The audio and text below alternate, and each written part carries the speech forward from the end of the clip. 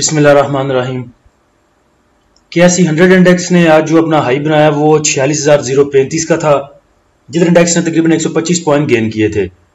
और जो लो बनाया अपना इंडेक्स ने वो 45,808 का था, जिधर इंडेक्स ने तकरीबन 102 पॉइंट लूज किए थे। और जो क्लोजिंग है वो 45,889 की है, जिधर इंडेक्स ने तकरीबन 20 पॉइंट जो 20-21 पॉइंट वो लूज किए हैं। वॉल्यूम की बात करें तो 46 मिलियन के वॉल्यूम है, वॉल्यूम इंतहाई कम है। पीछे भी अगर देखें तो इससे अच्छे वॉल्यूम थे, पिछले सेशन में तकरीबन 57 मिलियन के वॉल्यूम थे और इंडेक्स ने पॉइंट भी गेन किए थे 107। तो ये मेरे ख्याल से तकरीबन 4-5 सेशन के बाद जो आज इंडेक्स ने लूज किए हैं 20 पॉइंट। वैसे हाई देखा जाए तो आज इंडेक्स ने तकरीबन 46,000 का बनाया, 46,000 से ऊपर चला गया था इंडेक्स, जो कि मेरे ख्याल से एक अच्छी बात है। वॉल्यूम है आपके वो सपोर्ट नहीं कर रहे इंडेक्स को, अगर वॉल्यूम होते तो इंडेक्स आपको जो है वो अच्छी मूव दिखा सकता था। वैसे मुझे तो अच्छे की उम्मीद थी आज, मैं सोच रहा था कि तकरीबन 200-250 पॉइंट जो है इंडेक्स गेन कर लेगा आज। अभी इसकी क्लोजिंग भी देखी जाए इंडेक्स की तो इंडेक्स जो है अपने पॉजिटिव ट्रेंड से कुछ ज्यादा दूर नहीं है, क्योंकि 46,200 से ऊपर जो है वो पॉजिटिव ट्रेंड स्टार्ट हो रहा है इसका। वो क्लोजिंग तकरीबन 40,000 45,900 पे है, तो 200-300 पॉइंट्स का फर्क है। आपको पता है कि जिस दिन इंडेक्स मूव दिखाता है तो कोई 300-400 पॉइंट गेन करने इंडेक्स के लिए कोई बड़ी बात नहीं है। बाकी एक और आपसे एक चीज शेयर करनी थी डिविडेंड के बारे में, चले वो फिपली भी देखने के बाद करते हैं। टॉप एक्टिव स्टॉक में बात करें तो ट्रेड में सबसे ज्यादा आज वॉल्यूम ट्रेड हुए हैं 17 मिलियन के, उसके बाद सर्ल के जो राइट शेयर है उनमें 15 मिलियन के, उसके बाद पीपीएल 6 मिलियन के। पीपीएल ने तो आज जो है वो बेड़ा गर्क कर दिया, मैंने भी लेकर रखे हुए थे पीपीएल, ऑफ पे थोड़े से लॉस पे बेचे, बाकी अभी पड़े हुए हैं, वो देखते हैं कौन सी मूव बनाता है आगे पीपीएल। उसके बाद WTL के वॉल्यूम में 4 मिलियन के, यूनिटी 4 मिलियन के, उसके बाद NCPL 3 मिलियन, उसके बाद टॉम के 3 मिलियन के। टॉम के लिए बुरी खबर दी कि मेरे ख्याल से दुबई ने जो आपका खुला गोश्त है उसको इंपोर्ट करने से जो है मना कर दिया है, तो उसकी वजह से ये भी रेड रेड को नजर आ रहा है। उसके बाद सिनर्जी में है तकरीबन 3 मिलियन के, उसके बाद MLCF में 3 मिलियन के। FIPLIP को देखें तो बैंक्स ने आज बाइंग की 0.17 मिलियन की, ब्रोकर ने सेलिंग की 0.07 मिलियन की, कंपनीज ने बाइंग की 0.23 मिलियन की, फॉरेन कॉर्पोरेट्स ने बाइंग की 0.16 मिलियन की, फॉरेन इंडिविजुअल्स ने बाइंग की 0.01 मिलियन की, इंडिविजुअल्स ने बाइंग की 0.50 मिलियन की, हाफ मिलियन की, इंश्योरेंस कंपनीज ने बाइंग की 0.11 मिलियन की, म्यूचुअल फंड ने बाइंग की 0.22 मिलियन की, और अदर ऑर्गेनाइजेशन ने बाइंग की 0.03 मिलियन की, ओवरसीज पाकिस्तानी ने बाइंग की 0.10 मिलियन की। तो देखा जाए तो बाइंग आज भी ज्यादा है, तकरीबन जो बायर है वो ज्यादा है और जो सेलर है वो तकरीबन दो ही हैं, बस इंडिविजुअल्स और म्यूचुअल फंड्स। अच्छी बात है, जितने जो आपके बायर्स हैं वो ज्यादा होंगे तो एक अच्छा इंपैक्ट जो है वो पड़ेगा इंडेक्स के ऊपर। बाइंग में इन्वेस्टर टाइप बात करें तो फॉरेन इन्वेस्टर ने ऑल अदर सेक्टर में बाइंग की 0.07 मिलियन की, सीमेंट में सेलिंग की 0.21 मिलियन की, कमर्शियल बैंक्स में बाइंग की 0.32 मिलियन की, फर्टिलाइजर में सेलिंग की 0.07 मिलियन की, फूड एंड पर्सनल केयर में बाइंग की 0.02 मिलियन की, oil and gas exploration companies में उन्होंने बाइंग की 0.17 मिलियन की, oil and gas marketing companies में उन्होंने बाइंग की 0.01 मिलियन की, पावर जनरेशन में उन्होंने सेलिंग की 0.04 मिलियन की, और टेक्नोलॉजी को उन्होंने बाय किया 0.02 मिलियन का। बैंक्स ने ऑल अदर सेक्टर में बाइंग की 0.03 मिलियन की, सीमेंट में नो एंट्री, कमर्शियल बैंक्स में 0.06 मिलियन का बाय किया, फर्टिलाइजर में 0.04 का बाय किया, oil and gas exploration company में 0.10 मिलियन का बाय किया, oil and gas marketing company को 0.04 का बेचा, और पावर जनरेशन में सेलिंग की 0.03 मिलियन की। ब्रोकर ने ऑल अदर सेक्टर में सेलिंग की 0.02 की, सीमेंट में उन्होंने बाइंग की 0.02 मिलियन की, कमर्शियल बैंक्स में उन्होंने सेलिंग की 0.05 मिलियन की, oil and gas exploration companies में उन्होंने बाइंग की 0.06 मिलियन की, मार्केटिंग कंपनीज को उन्होंने बेचा 0.03 मिलियन का, टेक्नोलॉजी को उन्होंने बेचा 0.04 मिलियन का, और टेक्सटाइल को उन्होंने बेचा 0.01 मिलियन का। कंपनीज को देखें तो कंपनीज ने ऑल अदर सेक्टर में बाइंग की 0.14 मिलियन की, सीमेंट में सेलिंग की 0.01 मिलियन की, कमर्शियल बैंक्स में सेलिंग की 0.10 मिलियन की, फूड एंड पर्सनल केयर में बाय किया 0.01 मिलियन का, oil and gas exploration companies में बाइंग की 0.02 मिलियन की, पावर जनरेशन में बाइंग की 0.16 मिलियन की। इंडिविजुअल्स की बात की जाए तो इंडिविजुअल्स ने आज ऑल अदर सेक्टर में सेलिंग की 0.13 मिलियन की, सीमेंट में बाइंग की 0.03 मिलियन की, कमर्शियल बैंक्स को बेचा 0.15 मिलियन का, फर्टिलाइजर में बाइंग की 0.01 मिलियन की, फूड एंड पर्सनल केयर में बाइंग की 0.09 मिलियन की। Oil and gas exploration companies को ठीक ठाक बेचा 0.40 मिलियन का।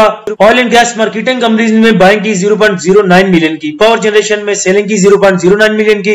टेक्नोलॉजी में बाइंग की 0.01 मिलियन की और टेक्सटाइल में बाइंग की 0.05 मिलियन की। इंश्योरेंस कंपनीज ने सीमेंट को बाय किया 0.20 मिलियन का। उसके बाद oil and gas exploration companies में बाइंग की 0.08 मिलियन की और कमर्शियल बैंक्स को उन्होंने बेचा 0.09 मिलियन का और जो पावर जनरेशन को उन्होंने बेचा 0.04 मिलियन का और टेक्सटाइल को बेचा 0.04 मिलियन का। म्यूचुअल फंड ने देखे तो तकरीबन बेचा तमाम सेक्टर में। ऑल सेक्टर में उन्होंने सेलिंग की 0.08 की। सीमेंट में उन्होंने सेलिंग की 0.02 मिलियन की। कमर्शियल बैंक्स में सेलिंग की 0.02 मिलियन की। फर्टिलाइजर को बाय किया 0.02 का। फूड एंड पर्सनल केयर में सेलिंग की 0.11 मिलियन की। Oil and gas exploration companies में सेलिंग की 0.02 मिलियन की। Oil and gas marketing companies में सेलिंग की 0.03 मिलियन की। पावर जनरेशन को बाय किया 0.04 मिलियन का और टेक्नोलॉजी को बाय किया 0.01 मिलियन का। एमबीएफसी नो एंट्री। अदर ऑर्गेनाइजेशन ने कोई ऐसी बाइंग सेलिंग नहीं की। 0.01 मिलियन और 0.02 मिलियन की बाइंग है इनकी। ग्राफ को देखें तो 2 बजे के बाद जो आपका इंडेक्स है वो बहुत ही बुरा परफॉर्म कर रहा था, लेकिन क्लोजिंग से पहले फिर थोड़ा सा उसने शर्म दिखाई और जो लूज किए हुए पॉइंट थे वो गेन किए, वरना बहुत बुरी होनी थी इंडेक्स के साथ आज। पॉजिटिव पॉइंट कंट्रीब्यूटर में बात करें तो कोलगेट ने पॉइंट कंट्रीब्यूट किए हैं पॉजिटिव 69 पॉइंट, हबको ने 39 पॉइंट, यूनिटी ने 11 पॉइंट, यूबीएल ने 10 point, DAWH 9 point, MTL 8 point, Standard Chartered Bank 6 point, packages 5 point, POL 4 point, IBFL 4 point. Minus point contributor में बात करें तो पीपीएल ने सबसे ज्यादा पॉइंट माइनस कंट्रीब्यूट किए, -28 point, OGDC -19 point, system -19 point, FFC -18, TRG -15, BAFL 10 point, HBL 9 point, MEBL 7 point, Mari 6 point, Engro 6 point. Heat map को देखें तो oil and gas exploration companies pressure में पीपीएल देख लें, ओजीडीसी देख लें, सिर्फ पोल जो है वो ठीक जो है वो परफॉर्म कर रहा है, वो भी मेरे ख्याल से उसका डिविडेंड अनाउंस हुआ है तो उसको खुशियां चढ़ी हैं। उसके बाद पावर जनरेशन देख लें, हबको कैपको ठीक है, बाकी के इलेक्ट्रिक प्रेशर में। उसके बाद फूड एंड पर्सनल केयर में यूनिटी ठीक है। सीमेंट को देखें, सीमेंट प्रेशर में, सीमेंट सेक्टर भी प्रेशर में, कमर्शियल बैंक्स भी प्रेशर में, तकरीबन 1 2 3 बस बचे हुए हैं। टेक्सटाइल ठीक है। उसके बाद फार्मास्यूटिकल्स पे तो पता नहीं कौन सी आफत आई हुई है। फर्टिलाइजर भी देख लें प्रेशर में, टेक्नोलॉजी प्रेशर में, रिफाइनरी प्रेशर में, oil and gas marketing pressure में। 52 वीक लो में देखें तो JDWS, बाद POML, FFC, GSKCH, JL, ICL, मारी, EFUG, ICI, IG, IHL, EPCL, NCL, GATI, EFERT, BICO, SPWL, PTC, Fatima, Glaxo, BNWM, TRG, FCCL, Searle, DCR, PIBTL। ये PIBTL पता आपको क्यों है? पहले ये 52 वीक लो में नहीं था, ये जब से मैंने लिया है तब से 52 वीक लो में आया है। PPL की बोर्ड मीटिंग थी, पहले ही पता था कि इसने अनाउंसमेंट क्या देनी है, क्योंकि इसने 1-1.5 रुपए से कभी भी ज्यादा डिविडेंड ने अनाउंस नहीं किया। डे रेंज देखे तो 71 से लेके 73.48, जब ये 73.48 पे था तब इसको निकाल देना चाहिए था, लेकिन हाफ निकाले, हाफ सेल की, मैंने हाफ रख लिए थे। अभी जो हाफ है और कई भाइयों ने रखे हुए हैं उसको, वैसे देखा जाए तो ऐसा जितना प्रेशर इसने नहीं लिया, नीचे 71 तक गया, लेकिन क्लोजिंग इसकी देखें वो 70.162 तक है और उसके पहले इसने ऊपर की मूव दिखाई थी वो 71.92 तक भी है। तो ऐसा जैसे परेशान होने वाली बात कोई नहीं। अर्निंग इसकी अच्छी आई है, 36 रुपए अर्निंग है इसकी, बड़ी जबरदस्त अर्निंग है। डिविडेंड नहीं अनाउंस किया इतना ज्यादा, तो कोई बात नहीं, ये रिकवर कर जाएगा अपने।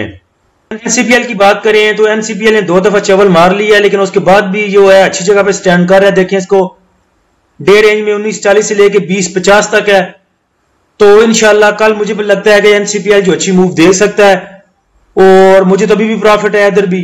तो कल कई भाई हैं जिनके पास मेरे ख्याल से 21 के राउंड अबाउट उनकी जो बाइंग बनती है, एवरेज बनती है, उनके लिए अच्छी एक जो अपॉर्चुनिटी है कि इससे निकले और जो इसके पैसे हैं वो कैपको में मूव करें, कैपको का डिविडेंड लें या किसी और में इन्वेस्ट कर लें। अच्छा, वो मैं आपको बता रहा था कि डिविडेंड को लेकर कुछ बताना था आपको। तो मेरे ख्याल से 2 ऑप्शन है आपके पास, एक तो या तो डिविडेंड लिया जाए किसी भी स्टॉक का, या दूसरा ऑप्शन ये है कि डिविडेंड के बाद वाली मूव ली जाए। यानी फॉर एग्जांपल पोल है, तो पोल की आप देखें 6 मंथ की रेंज 400 पे ये मूव करता ही रहा है, तो अभी देखिए इससे 60 रुपए डिविडेंड अनाउंस किया है, मूव कर रहा है 436 पे। अगर ये डिविडेंड अनाउंस देने के बाद खुलता है 370 रुपए में, तो 400 रुपए की तो इसकी औकात है ये ऑलरेडी। तो मेरा ख्याल है कि जिस दिन डिविडेंड अनाउंस होता है, एक्स डेट होती है डिविडेंड की, एक्स होने के बाद खुलता है जिस दिन ये 370 वाले दिन, तो उधर इसको बाय किया जाए, 370 पे बाय किया जाए या 375 पे बाय किया जाए। ऑलरेडी इसकी जो मूविंग है वो 400 और 420 पे तो है, ये 410 पे है, तो उधर इसे बाय करके 370 पे 375 पे जो उसकी ऊपर वाली मूव बनती है तकरीबन 10 रुपए की 15 रुपए की, 400 तक आते आते 370 से लेके 400 तक या फिर 410 तक, ये जो 30-40 रुपए हैं इन्हें पकड़ा जाए और ये जल्दी रिकवर भी हो सकते हैं as compare to dividend. Dividend तो फिर आपको वो दोबारा 430 पे जाएगा, तभी जाके आपके वो 60 रुपए पूरे होंगे जो आपने बाय किया होगा। लेकिन अगर नीचे एक्स डेट एक्स होने के बाद इसको पकड़ते हैं 370 पे, तो ये 400 रुपए तक आते हुए देर नहीं लगाएगा। तो मेरे ख्याल से ये 30-40 रुपए कवर करने ज्यादा आसान है एज कंपेयर टू दूसरे 60 रुपए जो डिविडेंड अनाउंस किया है वो वाले।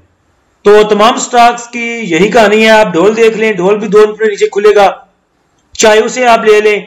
2 रुपए रिकवर करना किसी भी स्टॉक के लिए मुश्किल नहीं है, एक मेरे ख्याल से कैप लगेगा और 2 रुपए कवर हो जाने हैं। जो ज्यादा डिविडेंड वाले स्टॉक हैं जैसे कैपको को ले लें, 5 रुपए उसने दिए हैं, या ऐसे 6 रुपए वाले, 10 रुपए वाले या 15 रुपए वाले ऐसे स्टॉक है, ऐसे डिविडेंड है, उन्हें मेरे ख्याल से डिविडेंड के बाद वाली मूव जो है वो हमें लेनी चाहिए, वो राइड पकड़नी चाहिए, वो मेरे ख्याल से अच्छी रहेगी एज कंपेयर टू डिविडेंड। तो ये बात आपसे शेयर करनी थी, ये मेरा अपना भी ख्याल था कि ऐसा बाय किया जाए और फिर उधर प्रॉफिट टेकिंग की जाए। कुछ भाई हैं वो पूछते रहते हैं कि इन्वेस्टमेंट के लिए जो 1 माह 2 माह 3 माह के लिए कुछ स्टॉक बताएं। हम डे ट्रेड नहीं करना चाहते, हम चाहते हैं कि 2-3 माह के लिए कोई स्टॉक बाय करें और आराम से बैठ जाएं। तो ये 3-4 स्टॉक हैं, आप इन्हें नोट कर लें। तो इनमें अभी इनकी जो रेंज है वो भी ठीक है और इनमें इन्वेस्टमेंट की जा सकती है 3 से तकरीबन 6 माह तक, या कह लें 2, 3, 4, 5 माह जितना आप जो है वो कर सकते हैं। डे ट्रेड आपकी मर्जी है तो कर लें, जब आपको प्रॉफिट मिले एग्जिट करें, वो आपकी मर्जी है। लेकिन अभी ये जो है फंडामेंटल स्ट्रॉन्ग स्टॉक है और इनमें जो है वो इन्वेस्टमेंट करके बैठा जा सकता है थोड़ी देर के लिए। बाकी देखते हैं आगे इंशाल्लाह इंडेक्स क्या करता है। उम्मीद तो अच्छे की है, कोई एक आध इंस्टीट्यूट भी आ गया बाइंग पे तो इंडेक्स ऊपर की मूव बना लेगा। अल्लाह हम सबका हामी नासिर हो। इजाजत दीजिए, अल्लाह हाफिज।